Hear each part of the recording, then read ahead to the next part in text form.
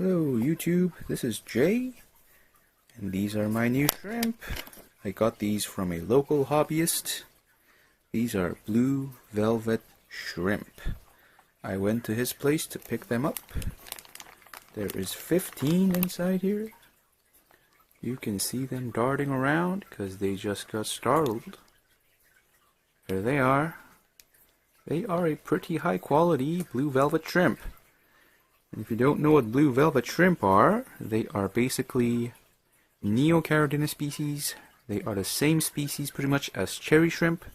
They're just a blue morph. And that's them. And I will be adding these guys to my 12-gallon planted aquarium. So let's get these guys acclimated to the tank water. Okay guys, now I'm gonna acclimate these guys to the tank water. And basically there's a couple of ways you can do. So I have tank water in a bucket here. And this is how I do it. Now the simplest way to acclimate new fish and stuff is just to float them. Very common method. And what this does is it acclimates the temperature. So basically fish and shrimp and all these aquatic creatures, they're not like mammals and they cannot adjust their own body temperature. So if you place them in drastically different temperatures, that can send their systems into shock. And that can kill them. So people float bags to acclimate them to temperature, and about 90% of the time that's enough.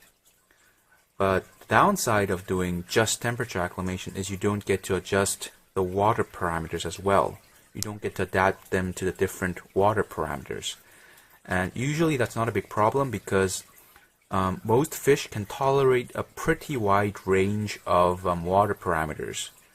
So suddenly sending them into a different environment with different water parameters usually won't be enough to cause them serious harm. So that's why floating is usually enough. But you know, I don't like to just float them. I prefer to acclimate them to the water parameters as well. And the common method of doing that is drip acclimation. Drip acclimation basically means you have your shrimp here, and then you have some sort of air hose lining that goes into your tank, and you slowly drip drops of tank water into the bag. Now the reason I don't like doing that is because it is kind of more labor intensive, and there is a little bit of risk of overflowing whatever container you're using for your fish. Like if you forget about it, that it drips and drips, and then this thing overflows. So I don't like doing that.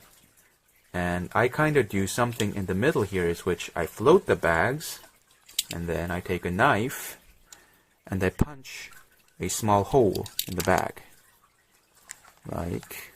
Kind of hard to do with one hand, but you get the idea. Okay, so I got a hole punched in there now. Yep, there it goes.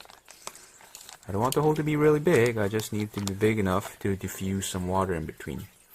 So I created about a slit that's about 1 inch long with my knife, and I'll just leave it like this for about 3 or 4 hours. And through that slit, the water is going to start diffusing slowly, and that will get both the temperature and the water parameters mixed in, so that will ease the transition. So yeah, after I get these guys acclimated, I'm going to add these guys into the tank. Okay, it's been a couple hours. I have removed the plastic bag, and there's the shrimp right there. These guys will be going into the 12-gallon tank.